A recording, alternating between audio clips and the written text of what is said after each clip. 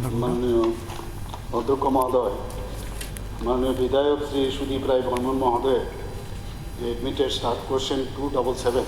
প্রশ্ন নাম্বার 1, গত 3 ক্যালেন্ডারে বছরে রাজ্যে মাদক চোরাচালান সংক্রান্ত মামলায় কতজন অভিযুক্তের বিরুদ্ধে আদালতে চার্জশিট ফাইনাল রিপোর্ট দাখিল করা হয়েছে?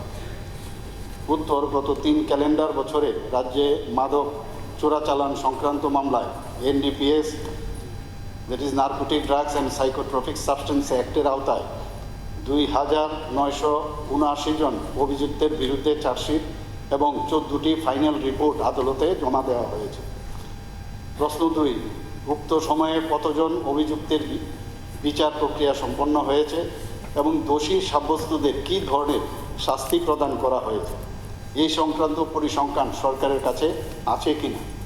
উত্তর হচ্ছে, মাননীয় অধ্যক্ষ মহোদয়, উক্ত সময়ে যতজন অভিযুক্তের বিচার প্রক্রিয়া সম্পন্ন হয়েছে, দোষী সাব্যস্তদের শাস্তি প্রদানের ধরন এবং এই সংক্রান্ত যে পরিসংখ্যান সরকারের কাছে আছে তা এই রকম।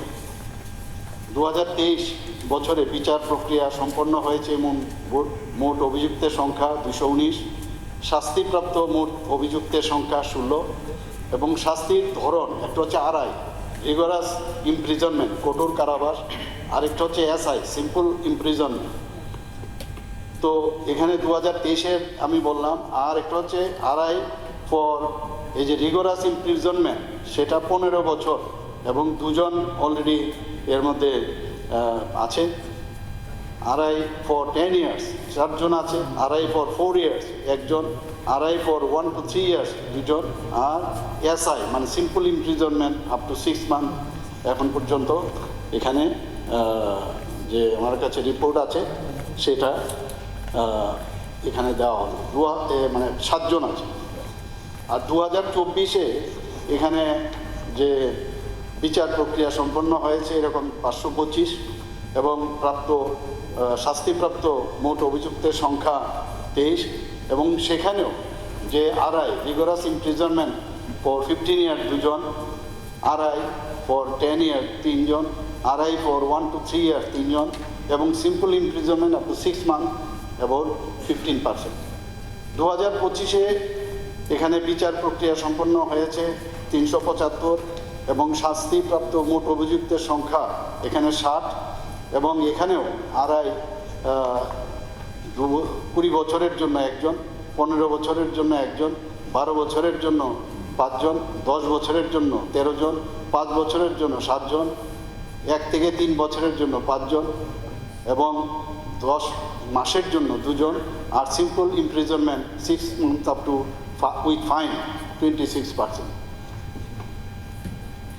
2024 সালে রাজ্যের পক্ষ থেকে মাননীয় হাইকোর্টে দায়ের করা খালাসের অনেকে নিম্ন আদালতে খালাস হয়ে যায়, তো তাদেরকে মানে আমরা হাইকোর্টে আমরা আপিল করি এবং এরকম 2টি আপিল মঞ্জুর হয়েছে এবং সিপাহীজলা স্থিত মাননীয় স্পেশাল জজ এনডিপিএসের আদালতে পুনরায় ফ্রেশ ট্রায়ালের জন্য ফেরত পাঠানো হয়েছে মাননীয় অধ্যক্ষ মহোদয়।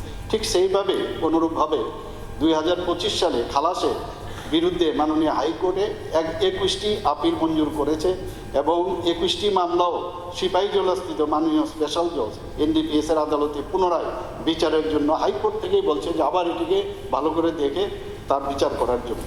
এরও আমার কাছে পুরো অ্যানেক্সার আছে। প্রশ্ন 3, মাদক চোরাচালান প্রতিরোধে পুলিশ প্রশাসনের জন্য বিশেষ প্রশিক্ষণ, বিশেষ টাস্ক ফোর্স বা নির্দিষ্ট টিম গঠনের কোনো পদক্ষেপ সরকারের আছে কিনা? উত্তর, মাদক চোরাচালানের বিরুদ্ধে লড়াইয়ের কৌশলের অংশ হিসাবে ইতিমধ্যেই একটি এন্টি নার্কোটিক্স টাস্ক ফোর্স গঠন করা হয়েছে, যার নেতৃত্বে আছেন সুঅভিজ্ঞতা সম্পন্ন উচ্চপদস্থ অফিসারগণ।